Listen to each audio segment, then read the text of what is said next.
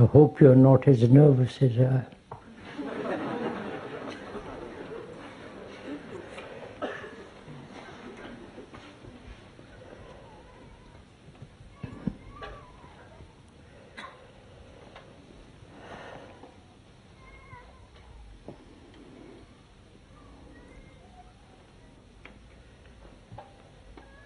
Each time that one talks, one goes through all this nervousness, apprehension. One doesn't quite know what one is going to say. At least I don't.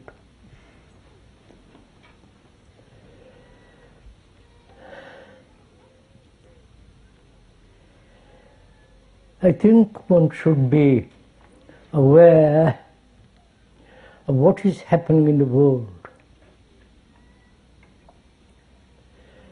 and not be depressed by it or optimistic or pessimistic, but to observe impartially, dispassionately what is actually going on. Technologically, the Far East is gaining more and more rapidly, advancing more than the Western countries, probably. And the economic situation right throughout the world is very shaky, uncertain. Socially, there's a great deal of confusion, uncertainty. And religions throughout the world have played little part in our daily life. They've lost actually their meaning altogether. Though the organization, religious organizations, maintain status quo, talking about superficial things, not fundamental realities of life.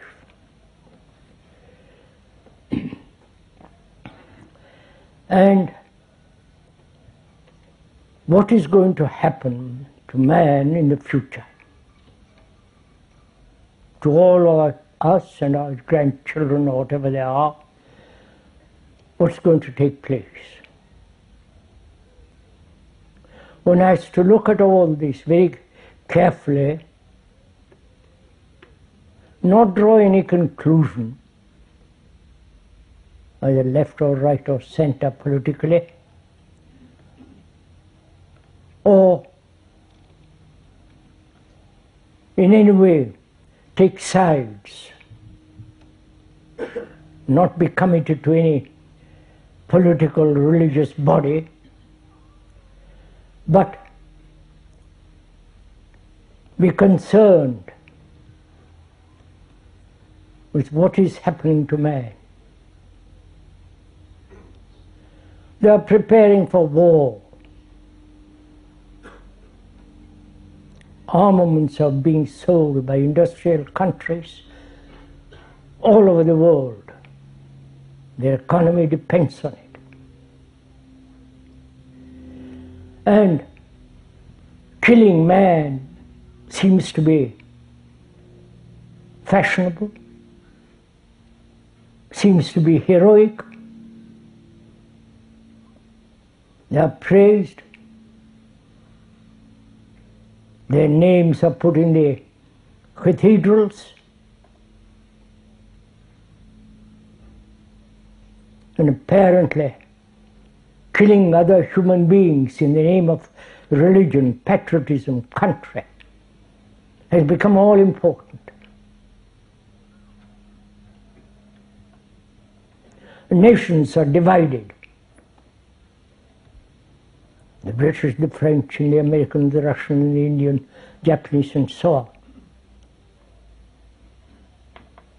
There is an economic war between them all. Not only a physical war, but economic and other forms of destructive attitude towards life. These are obviously, for any thinking man, these are the facts. And when one observes all this, one asks what a human being, like you and me, what can we do in this world? This becomes a rather serious question. Some of us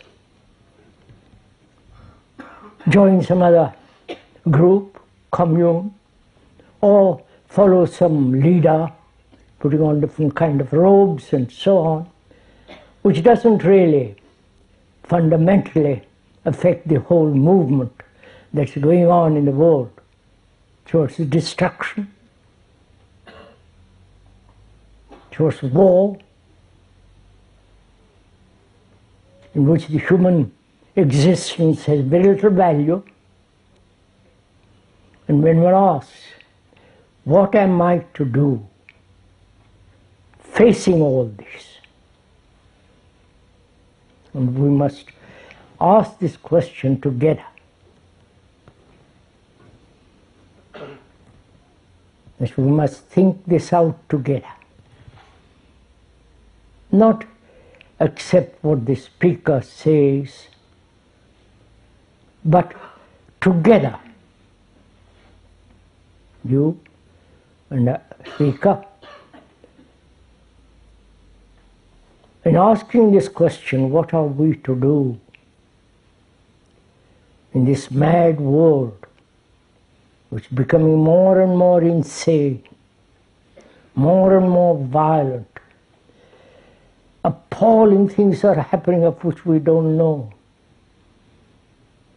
Chemical warfare, biological warfare, nitrogen bomb and neutron bombs.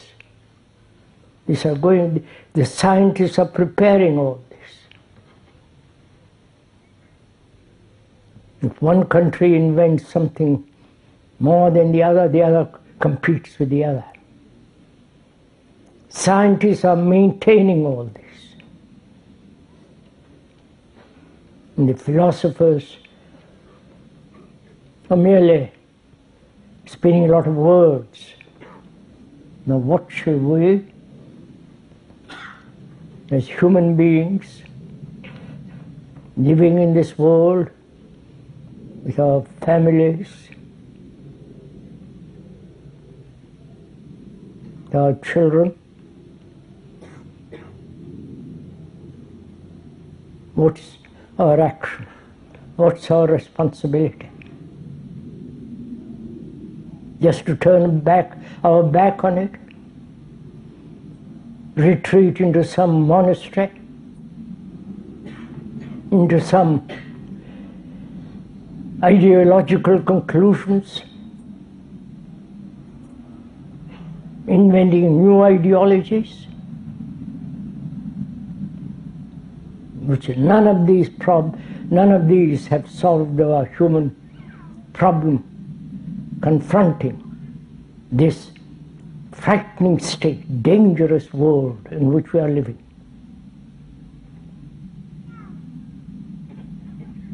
So please, you're not just listening to the speaker,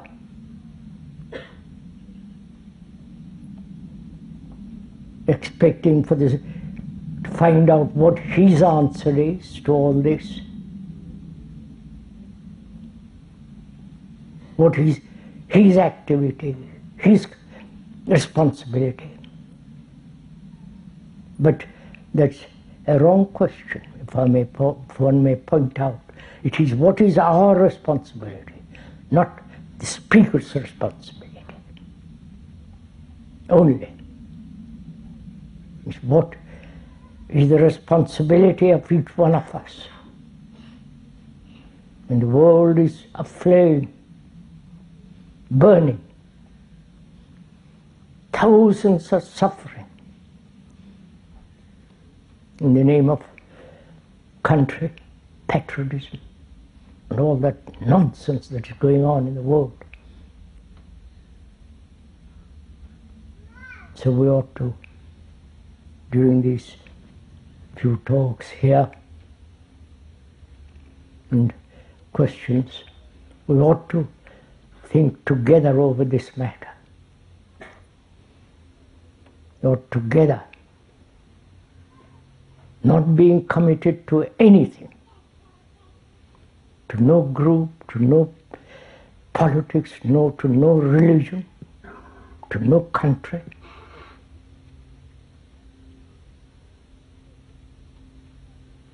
And together find out what we, as human beings living in this dreadful world, what is our responsibility?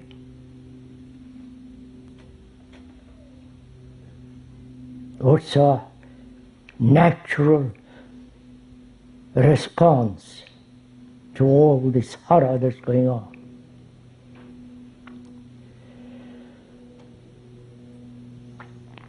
First of all human beings throughout the world, East, West or Middle East, are going through great many difficulties.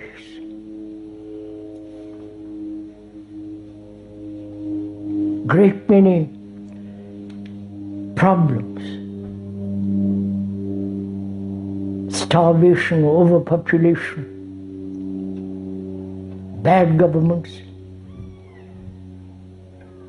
governments committed to their own particular ideologies, governments and the people who rule us are mad about power, position, prestige, helping the terrorists by selling armaments. The other day one heard on the television, this country produced 80% of the armaments are sent abroad and 20% are kept for their own self-defense. This is happening right throughout the world.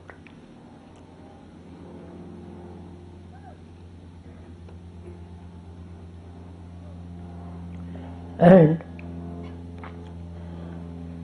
human beings have suffered endlessly for millennia upon millennia.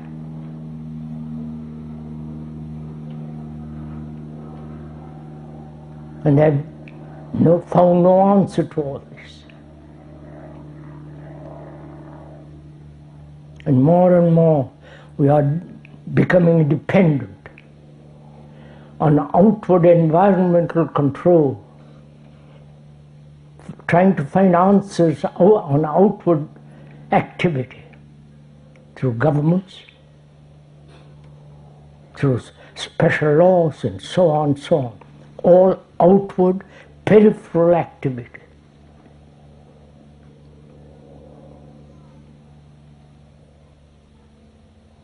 And apparently the answer doesn't lie there, neither in politics, nor in separate nationalities, nor in the various religious organizations, sectarianisms. There is no answer there at all. But we're always seeking answers for fundamental human disturbance in the outward symptoms. We're trying to deal with superficial symptoms without going very, very deeply. And why human beings throughout the world are behaving as they are. Callous, indifferent, totally concerned with themselves.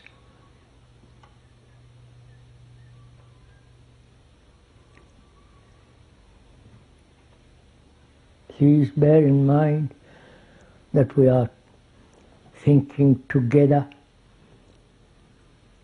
not merely listen to the speaker, but be concerned with our responsibility, with our activity of our minds and our hearts about all this.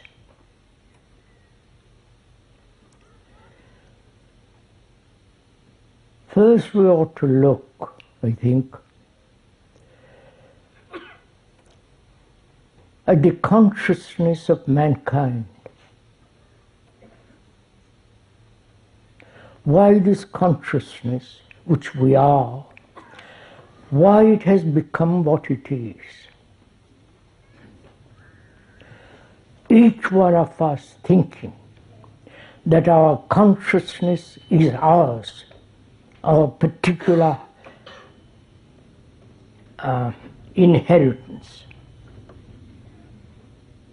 our particular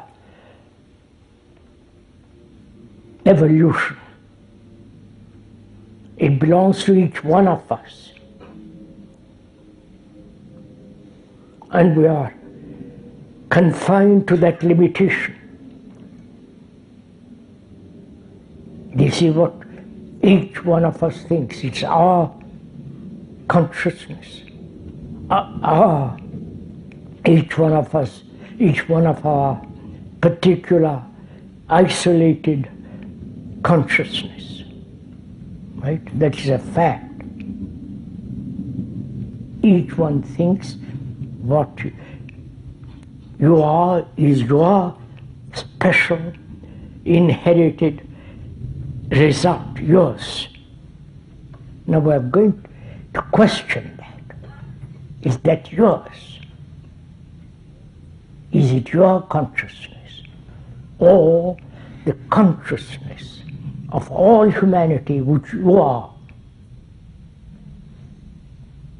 That is, all human beings throughout the world, wherever they live, under whatever climate, under whatever government, religion, they go through great fears, anxieties, sorrow, misery, some vague happiness. This is the common lot of every human being, right? Of every human being. Even though they may be highly placed, living in great houses, or in a hut and poverty, mankind goes through this. So there is the common consciousness of which we are. So it is not your consciousness. You suffer, you are uncertain, great anxiety, loneliness, depression, seeking something beyond all this, calling it God, outside agency, and so on, so on. Every human being, please do realize this, not a verbal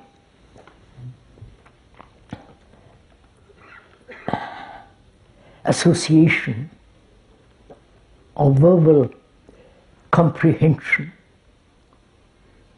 or some intellectual conclusion, but an actuality, a reality that we, each one of us, is the rest of mankind.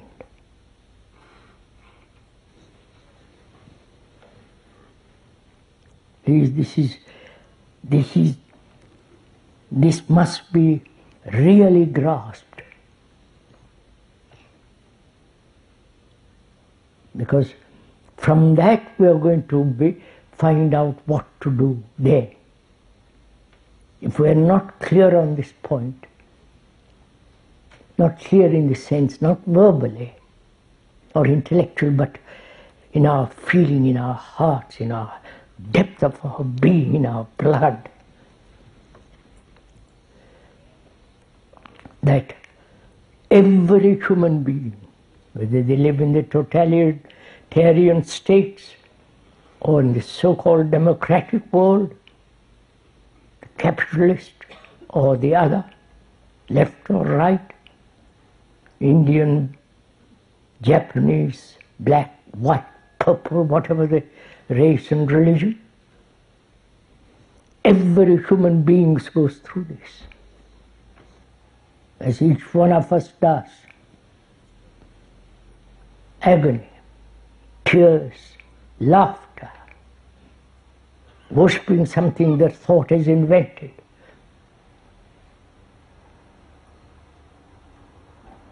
This is the ground on which all human beings stand.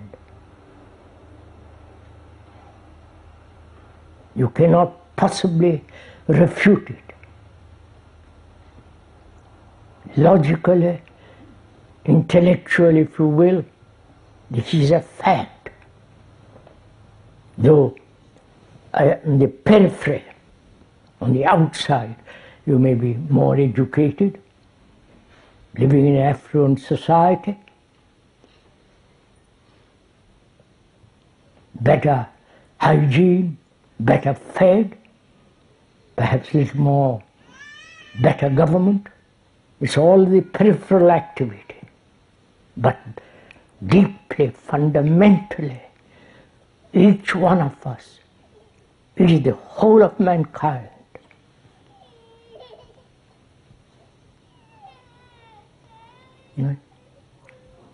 Do we actually comprehend this?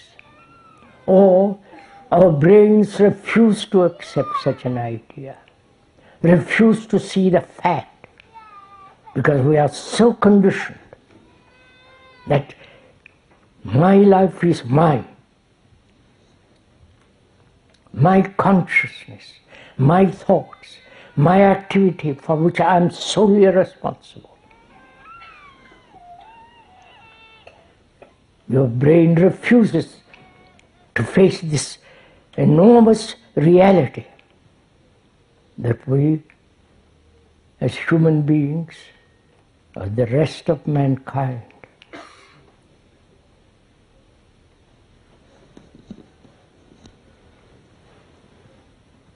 we can endlessly discuss this, pros and cons. We can endlessly analyze whether we are separate from all other human beings, consciously, in our consciousness. You may be tall, you may be short, you may be pale, you may be white or semi-white or brown, black and so on. Those are all peripheral, outside activities. But deep inward states, we are like the rest of mankind. So you are the mankind. You are the rest of humanity. Right? Please, this is real. One has to be industrious with regard to this. Work it out. So that when this is absolutely, irrevocably clear, then we can proceed to inquire what we human beings can do.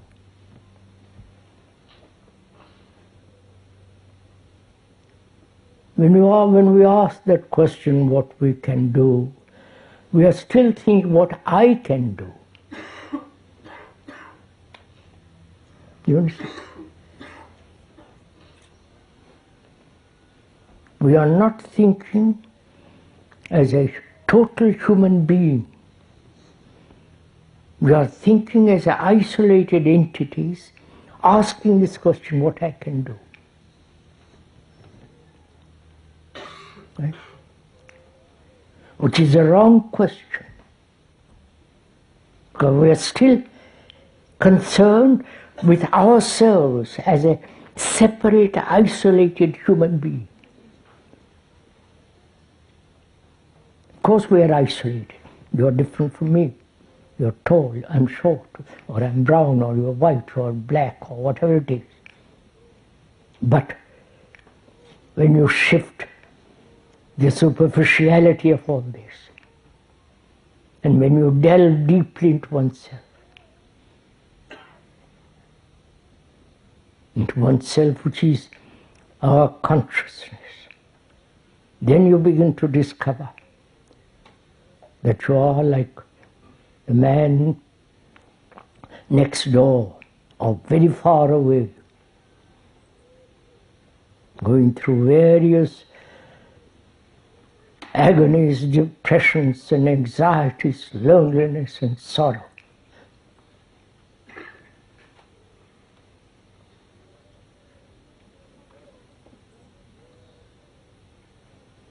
Very few of us ask that questions.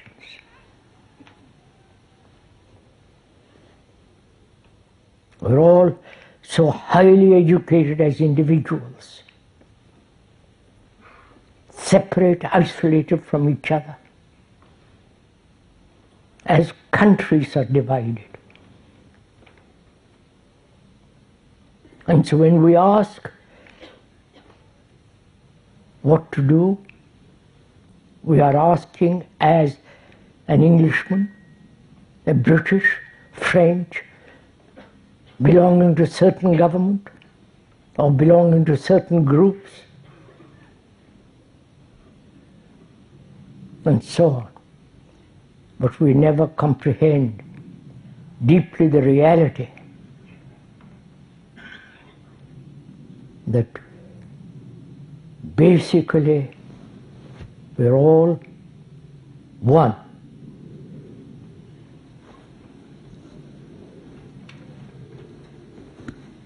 Can we move from there? Not. We can move, talk about other things very easily. But if this ground is not actual on which we can stand firmly, nothing can shake us from that. Then we can find out what is our responsibility as a whole human being, not as an isolated human being.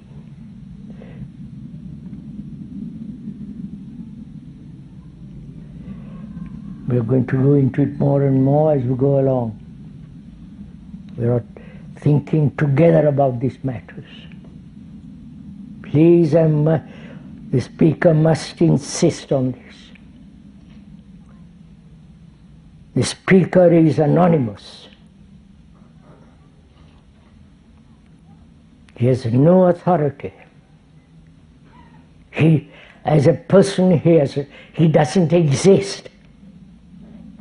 He merely observing. We are both observing together what is happening. So please don't pay any attention or give any importance to personality. It's like a telephone. You don't respect the telephone. Put garlands around it. Worship it. You listen to what it has to say. The telephone may be black, white, has many colors now, I believe. But when you give it importance, it becomes too absurd and childish. So we can proceed.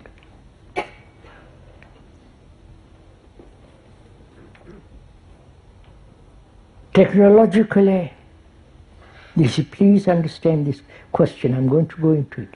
Technologically,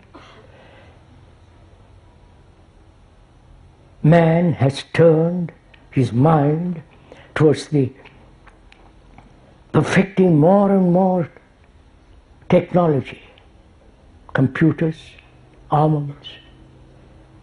So technology is moving more and more to the east, to the Far East. That is, man has given importance to technology. Right? Better instruments of war, better communication, better means of killing another human being.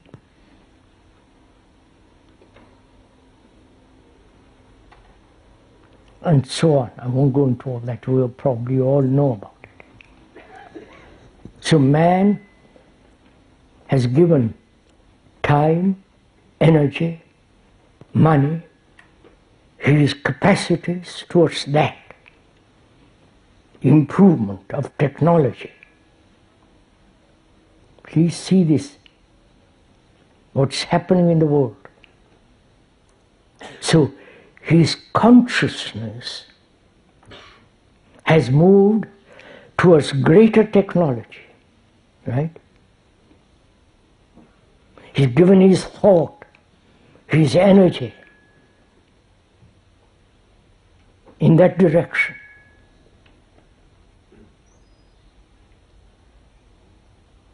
So our brains are becoming more and more technologically minded, gadgets. Please, we're not saying you shouldn't have that. We are saying that it's inevitable. That's what's happening. And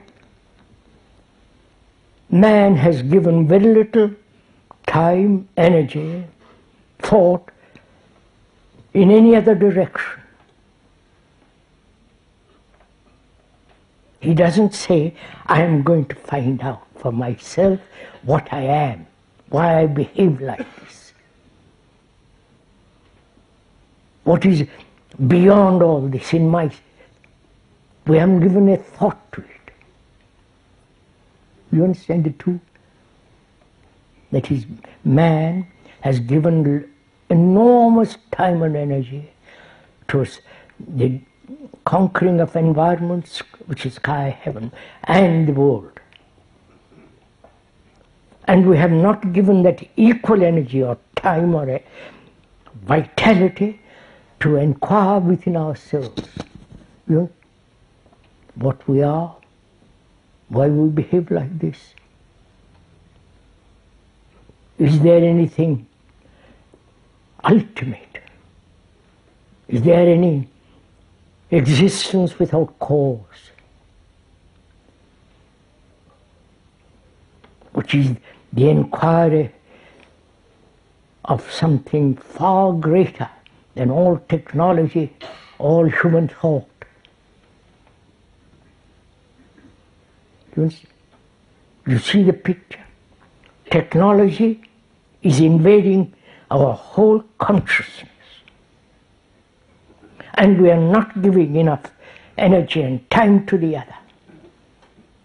And if there are few who do, they are submerged by the other. Please see the actuality of all this. I hope this is all clear, that we are all talking, we are all understanding each other, what is being said.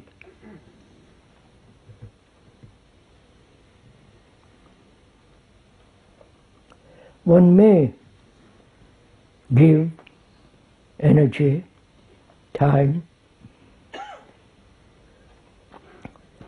to the inquiry of that which is material and that which is far beyond all material explanations. If there is something eternal, beyond all sorrow, very few of us give time to it. And when we do, perhaps one or two here and there, then the other world submerges it. So, if all of us who are listening here give time, energy to the inquiry of something beyond all this, then we are adding to that consciousness something which is not technological world at all. Are you understand? Am I making this clear? Suppose you give your time, energy, your capacities to real inquiry, not accepting belief and all that childish stuff, but deeply inquiring. Inquiry is different from analysis. Inquiry is to observe and pursue that observation.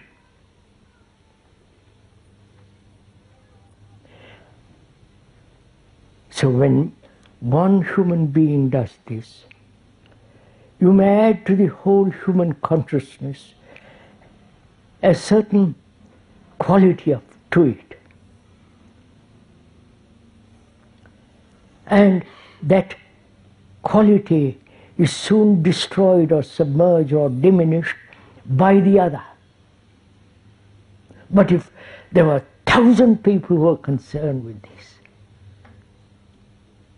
not forming a group and all that kind of silly stuff, but actually giving your whole life to this, then you are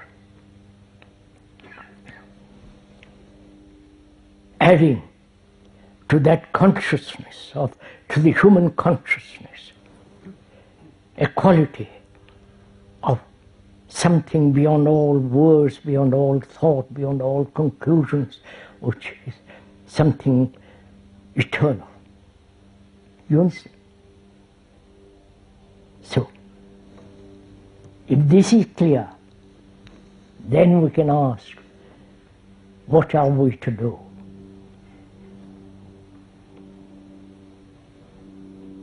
Not before. It becomes merely then becomes a superficial activity. If each one of us said to ourselves, because that is an obvious fact, the world is now becoming technologically minded. I don't know if you are aware of all this. Japan is becoming the center of know-how, center of technology. They have invested, Japanese government is investing billions and billions money to invest into computers. They've already almost conquered the West by their cars, by their watches, by their cameras, by their gramophones, everything. Other far Asiatic countries are pursuing them, are cultivating this. And not in opposition, not as a reaction to that, but man cannot live on technology alone and its products. One has to go into something that is immeasurable. So if all of us who listen to all this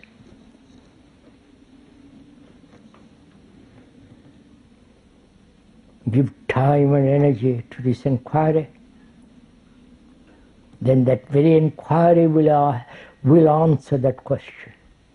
What am I to do? Right? So we are going together to find out how to inquire.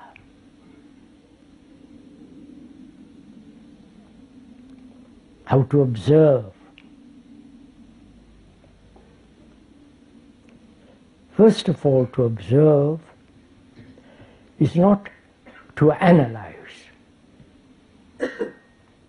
When you observe a flower, you see the beauty, the quality, the color, the perfume, the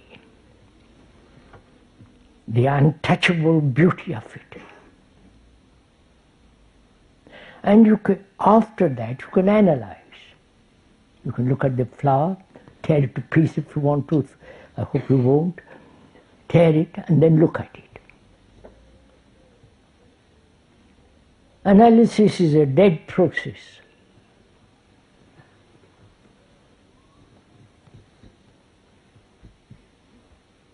Observation is not.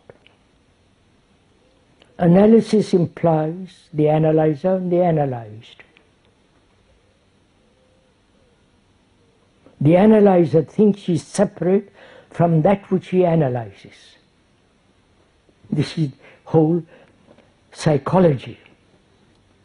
That the observer, the analyzer, is separate from the analyzed. Right? It is not a fact. The analyzer is also the result of the past, his memories, his experience, his knowledge, and that which he observes thinks he is separate. Right? Look, I'll make it much simpler. I'm envious. Envy involves jealousy, comparison, imitation, conformity.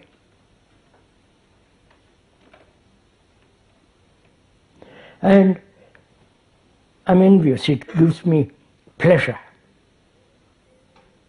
in fulfilling my desire. And you come and say, look, envy is an ugly thing. It's really quite destructive.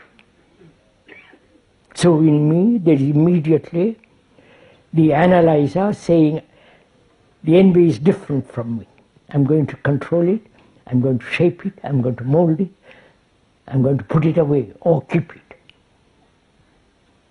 But when you examine it more closely, the analyzer is the analyzer. Envy is part of me. I'm not different from envy. Right? Anger is not different from me. I'm anger. But my conditioning has been that my anger is different from me, because then I can control it, then I can shape it, then I can rationalize or give a dozen explanations why I'm angry. But anger, envy and so on is part of me. I am anger. See, when there is a division between the analyzer and the analyzed, there is conflict. There is struggle, there is pain, there is every form of substitution or transcending it and so on, so on. But when the analyzer is the analyzed, the whole problem undergoes a radical change, because there is no conflict. Then you are really observing. Are we getting clearer between ourselves?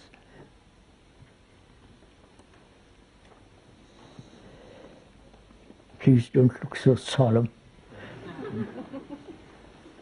Is this clear for ourselves? Because we have lived with conflict. All our relationships are bring about conflict. From childhood, we live with conflict. The more, the better. This measurement, which is the space between what is and what should be, which is the measurement, which is time, is bringing about great conflict in us. I am this, but I will be that, either in the business world or in the artistic world or in our daily life. This conflict we accept. We say that's normal, healthy. It brings about progress, all that blah, blah, blah. But if you are inquiring into whether the brain, whether the mind can be free from conflict, then you have to go into this question. Whether the observer, the analyzer, is entirely different from the analyzed. Or the analyzer is the analyzed, and therefore the ending of conflict. And therefore observing what takes place when there is no conflict. Because if I am envy, I am envy. I don't say I should not, I must, or I am. But I observe the movement of envy. Right? Observe without any pressure, without any future to that which is being observed. This requires great deal of attention, great deal of energy to look so clearly. Then the whole conditioning of man who has accepted conflict as the way of life disappears completely.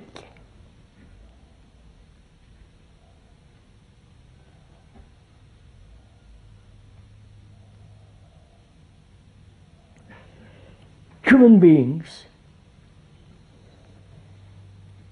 in the world in which they have lived for so many million years, not 4,500 years ago, not the fundamentalist idea, which is rather absurd. They have lived for so many, many years, centuries upon centuries. They have accepted conflict. They have accepted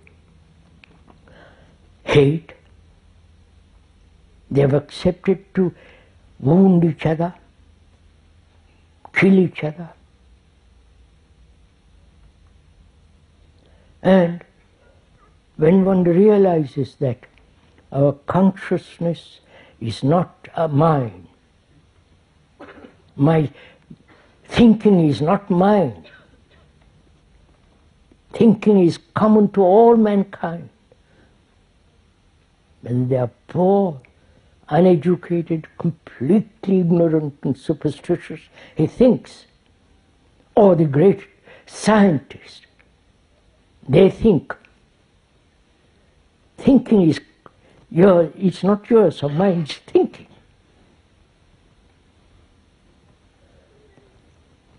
And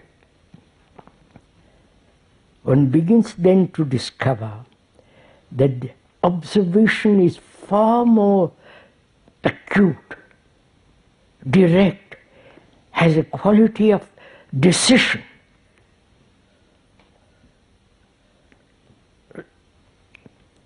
Not analyzing, tearing everything to pieces to find out. Or why we act this way and go back to your grandmother or your mother or your father. That too becomes rather, if I may, I hope there aren't any psychologists here, rather immature. Please, we have discussed this matter with many psychologists. So if there are any psychologists here, please don't get hurt. Just look, listen, observe what we are saying. We may be totally wrong. subject to all your correction. But inquire, look at it. Where there is observation, there is no analysis. Just to observe, as you would observe a beautiful mountain. You cannot alter it. Its grandeur, its majesty, its great beauty. Just to observe. In observation there is beauty. So, with such quality of observation, we're going to look. Not what I think is observation, but together to observe. You understand? Are we together in this little bit? To observe, say for example, the hate that's spreading throughout the world. One human being wanting to hurt another. By a gesture, by a word, by a look, by something that you write or say. Hate is spreading throughout the world. The poor man who has hardly anything to eat in the East hates when you go by in your car, have clean clothes. You understand all this? And see how what the recent wars in this country and other parts of the world are doing. They're cultivating hate in the name of God, in the name of country and all that, patriotism and all that childish stuff. So observe this hate.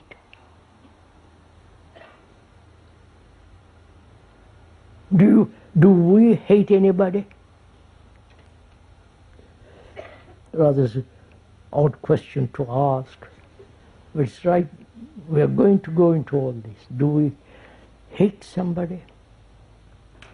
Because if somebody you hate because for various reasons he might have hurt you psychologically. Anger is part of hate.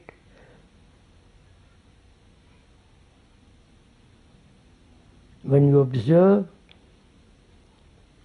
not analyze this hate, why human beings have cultivated diligently this hate through wars.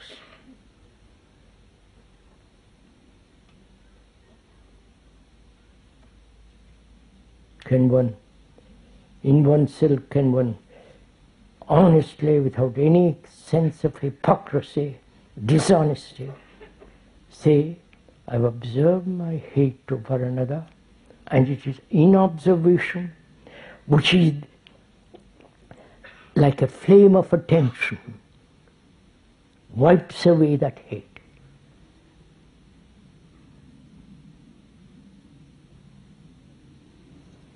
And most of us from childhood are hurt, wounded by parents, by teachers, by being hurt through comparison. Better marks, better, you'll do, you know, the whole business of modern education. You're getting hurt. And to observe that wound, or many wounds, or there are not many wounds, there is only one wound, one hurt. That is hurt. You may be hurt by this person or that person, for this reason or for that reason, but the hurt is same. Can you look at that hurt, observe it, not try to transcend it, to go beyond it, all the rest of it. Because when you observe, the hurt, you will see all the consequences of that hurt. It's a wound that's continuous, though it may be submerged, it's continuous. It is producing various results. Results of isolation, fear, so gradually resistance and further isolation. So when you observe very closely this hurt, which is to observe,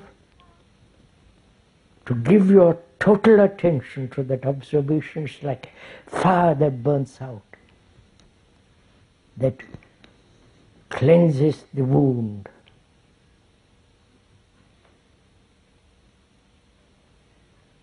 So we are proceeding still further into the inquiry of observation, which is to observe our relationship with each other.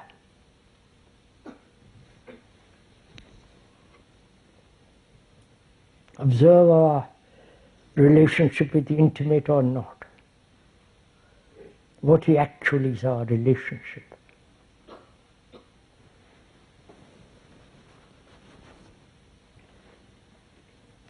Is that of dependence?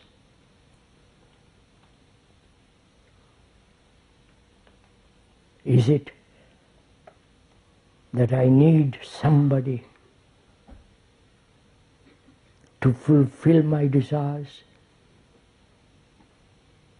to escape from my loneliness, to biologically, sexually, to appease my demands? Please, you are inquiring, not I am not inquiring. We are together inquiring. Please don't say I'm inquiring and just listen to you. You are inquiring into your relationship. You may not want to. That's a different matter. You can shut your ears or leave the marquee. But since you are here, you have to listen to it, willy-nilly.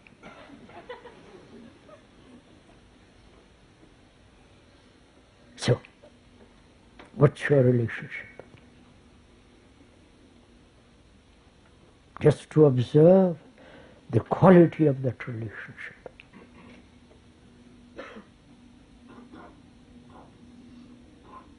Is it attachment?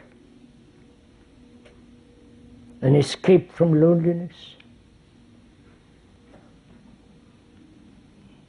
A sense of dependency? So, is your relationship, please listen to this for a minute if you're interested. Is your relationship, has your relationship a cause? Right? You understand my question? Has it a motive? If there is a cause means a pressure,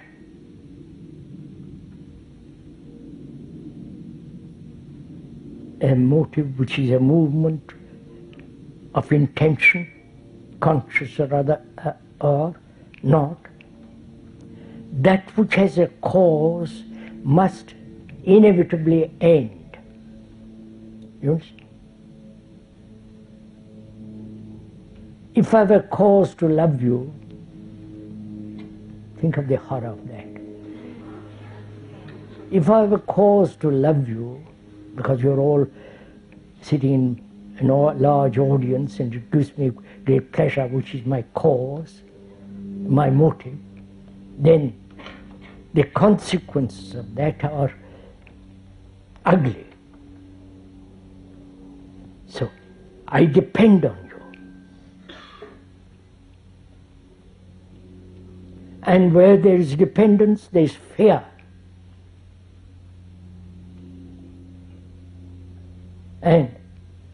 So So I'm discovering where there is a cause, there must be an ending. If I have a cause in my relationship with my wife, with my husband, with my children, cause, then that relationship must create conflict, inevitably. And there is always an escape from that conflict. God, football, psychologists, and so on, so on, so on, divorce, you know, the whole process of it.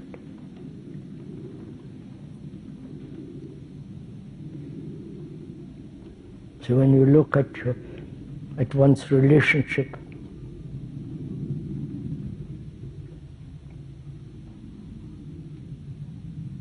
it is mere as it is now, except in rare occasions, a form of self-exploitation of each other. In that there is great ugliness and brutality and violence and quarrels and all the relationship which most of you know.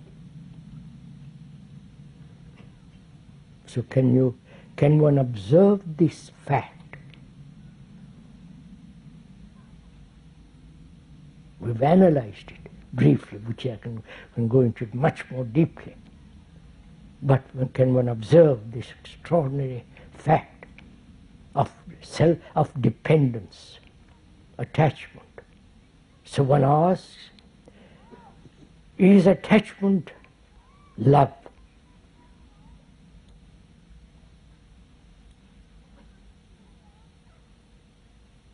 Is love possession? My wife, my girl, my husband, attachment. Is that love? If that is love, then it has a cause, right? Because I depend on you because you satisfy me, gratify me. And therefore, where there is a cause, our relationship must inevitably end up in conflict.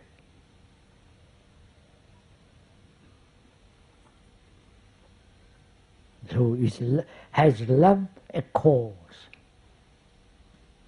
You understand my question? Please ask these questions.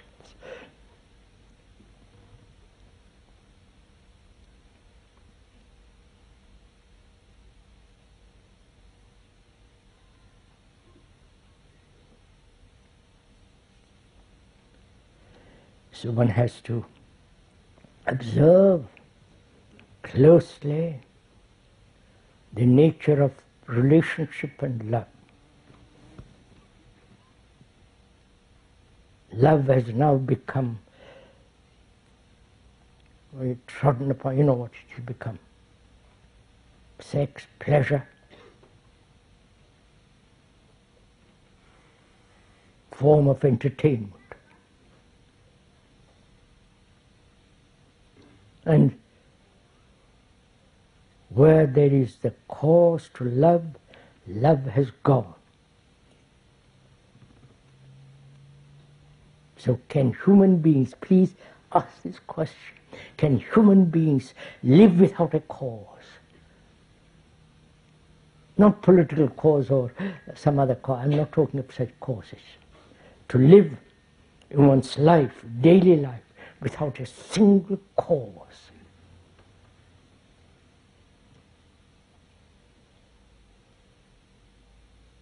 Is at all possible? Or we are so conditioned that as we have lived for thousands of years on causation and its effect, it's very difficult to observe a life without causation.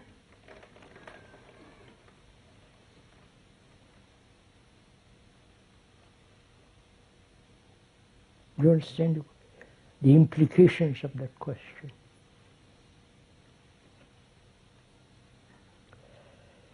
If the speaker comes here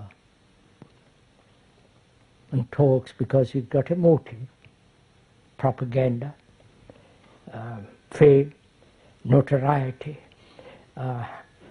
bigger audiences, so therefore gratifying to the speaker, all that business, then the speaker has a cause. And then what takes place? He's in a terrible pickle.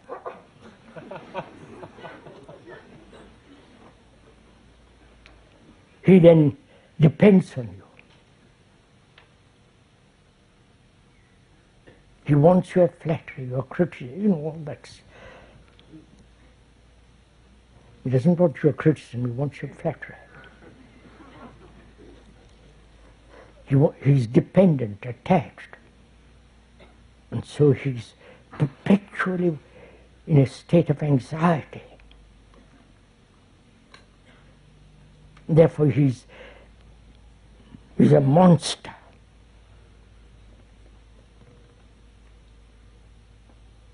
He's exploiting you. So, then we may ask, why is he speaking? What's the cause? There is no cause. Find out what it means to live without a single cause. Because love has no cause. Right? So we've examined, observed, hate in the world, perpetuating, governments are perpetuating it. Human beings are perpetuating. When I say I'm British, I'm perpetuating hatred. Because British means, or French or German, whatever it is, and a process of isolation. Where there is isolation, there must be conflict.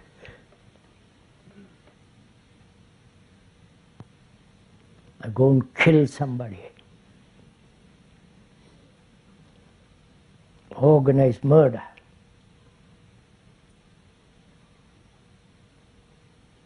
And we looked at, observed the wounds that one has received from childhood. To observe it so that it is totally cleansed, wiped away. Which means to be vulnerable, which means sensitive. A sensitive person is not wounded, he is sensitive.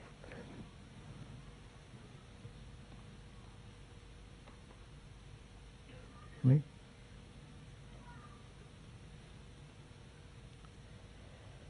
Because then a sensitive person is attentive, watchful. And when there is attention, there is no space for getting hurt. And also we looked at, observed relationship, which is very important in our lives. We cannot possibly live without relationship. You may go off into the mountains by yourself, but you are related. Related means you are carrying all the tears of the world. The laughter, the pain, the anxiety, the loneliness is there. You may physically wander off, but you are carrying all that weight on your shoulders.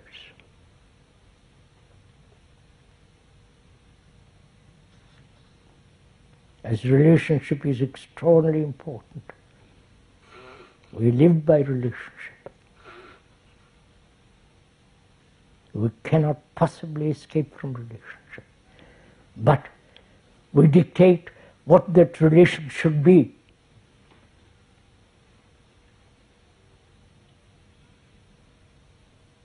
And so we get caught. We kill each other. in our relationships. So when I had to inquire very, very deeply the nature of relationship and love, where there is a cause, there is an ending, a conflict, a brutality in that relationship. So one has to find out what love is.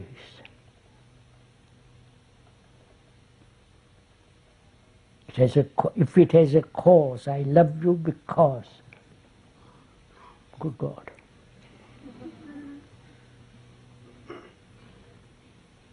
Then it's a trade.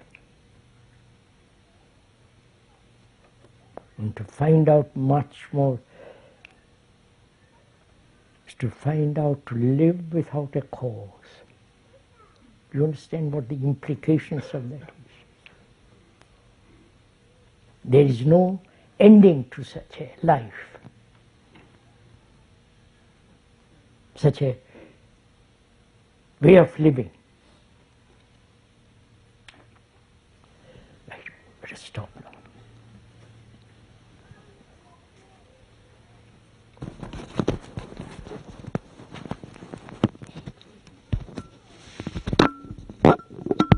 We'll meet tomorrow. You get up?